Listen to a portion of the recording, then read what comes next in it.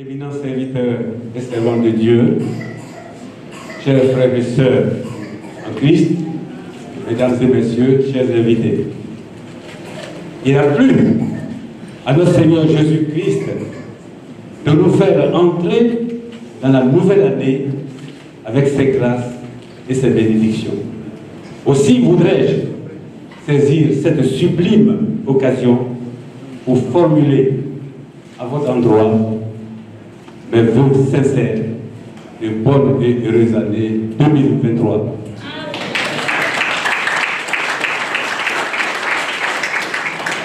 Que cette année 2023 soit pour vous une année lumineuse et scintillante de gloire.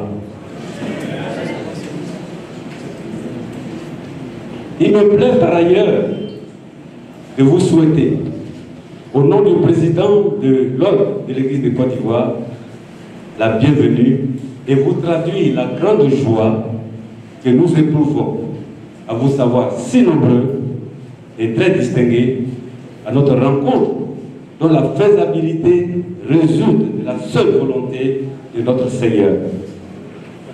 Que sa grâce et sa paix abondent dans vos vies et dans celles de vos familles respectives. Mesdames et messieurs, chers frères et sœurs en Christ, comme dirait l'autre, il n'y a point de jour qui n'arrive jamais. En effet, tout ce qui arrive dépend de la seule volonté de notre Seigneur.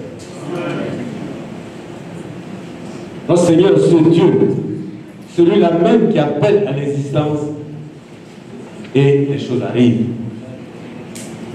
Après moult tractations, notre quatrième convention est arrivée à l'existence avec un thème qui est une invite à la solidarité et à l'union.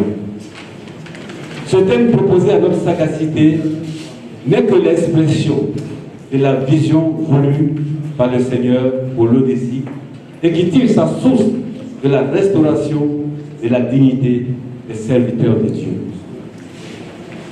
On ne peut parler de restauration que s'il y a eu destruction ou préjudice. Je voudrais dire que de tristes mémoires, nous nous souvenons avec beaucoup d'amertume de ce qui est arrivé à l'Église de Dieu en Côte d'Ivoire.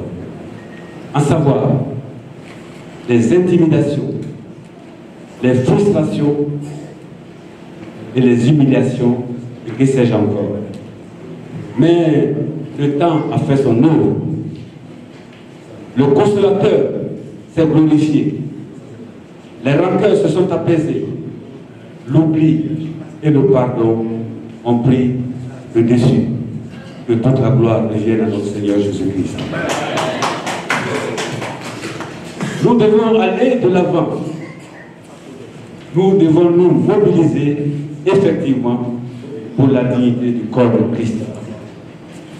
Cette quatrième convention permettra de dégager de nouvelles perspectives pour rendre l'Odessie plus opérationnelle.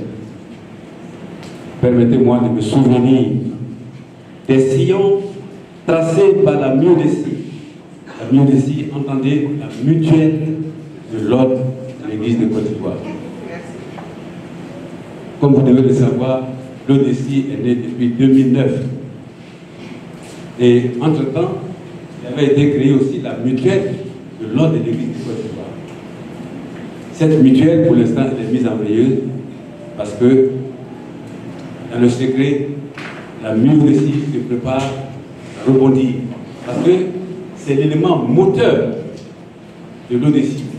Parce que l'Odessie, ce n'est pas seulement les conventions, les petites rencontres, mais la myodessie, qui est la mutuelle, c'est cette mutuelle qui permettra de dynamiser l'Odessie. Parce que c'est là qu'effectivement les choses vont se passer.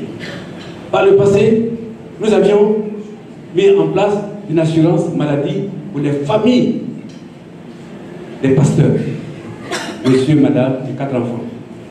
Nous avons mis en son temps un crédit automobile. On vous demandait un apport de 50% et on finançait votre projet d'achat de voitures. Parce que nous nous sommes rendus compte que dans certaines églises, le pasteur est à pied, beaucoup de ses fidèles sont en grosse voiture, il est toujours en train de faire du stop. Je crois que la dignité doit être restaurée à ce niveau. Et c'est ce qui a poussé justement la mieux d'ici à mettre sur pied un crédit automobile. Il y a eu aussi le projet immobilier, mais tout cela sera repris un peu plus tard. Je tenais seulement à vous l'annoncer, comme Jean-Baptiste a annoncé Jésus.